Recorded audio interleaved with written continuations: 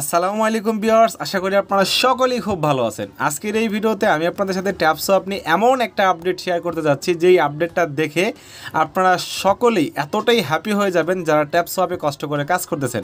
সত্যি কথা, এটা দেখার পর আমি হঠাৎ করে অবাক হয়ে গেছি, এটা কি সত্যিই হতে যাচ্ছে? হ্যাঁ, সেই আপডেটটাই আপনার সাথে শেয়ার করব।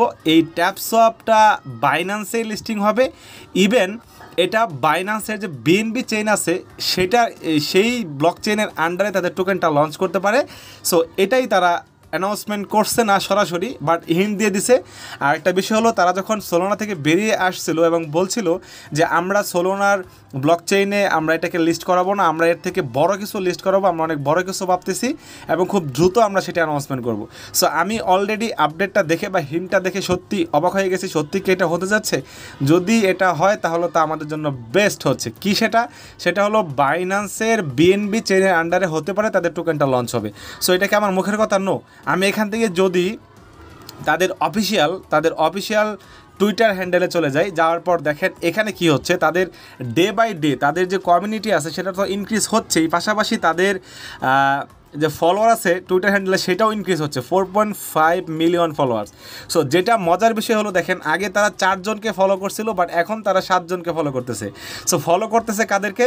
এটা আমি আপনাদেরকে দেখাই। তারা নতুন করে অ্যাড করে দিছে অলরেডি যে তারা বাইন্যান্সকে ফলো করতেছে, ইভেন বিএনবি চেইনকে তারা ফলো করতেছে, তারপরে বাইন্যান্স ওয়েব3কে তারা ফলো করতেছে। এগুলো কিন্তু তারা আগে করে নাই।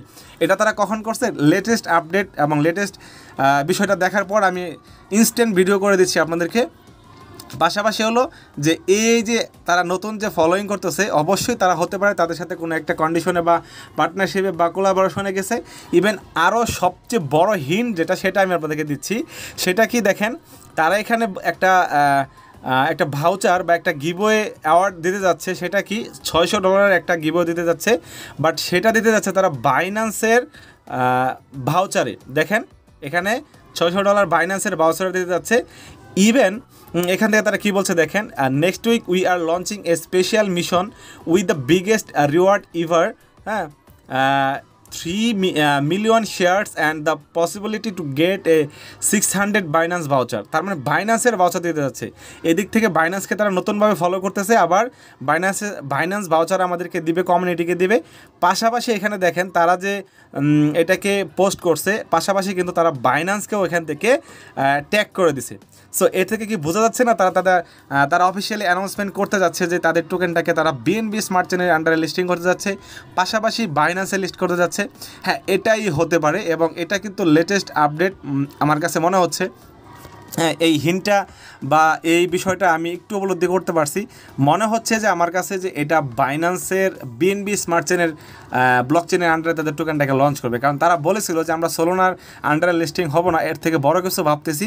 এবং তারা মানে প্রমিস করছিল, প্রতিজ্ঞা করছিল এর থেকে বড় কিছু তারা করবে। এর থেকে বড় কি, সোলোনার থেকে বড় কিছু হতে গেলে কি হতে হবে? বাইন্যান্সের বিএনবি স্মার্ট চেনের আন্ডারে আসতে হবে এবং বাইন্যান্সে লিস্ট করতে হবে।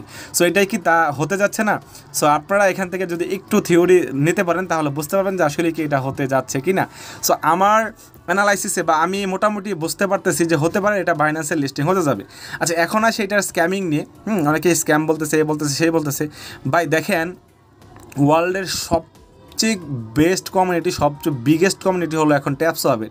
সো তারা কেন চাইবে আমরা স্ক্যাম করব? তারা চাইবে আমরা, যেহেতু ওয়ার্ল্ডের বেস্ট কমিউনিটি আমাদের কাছে সবচেয়ে বিগেস্ট কমিউনিটি, অবশ্যই আমরা বড় সড়ো কিছু করব, তাই না? এবং এর জন্য হতে পারে তারা বাইন্যান্সের সাথে কোলাবোরেশনে গেছে বা বাইন্যান্সের লিস্ট হতে পারে।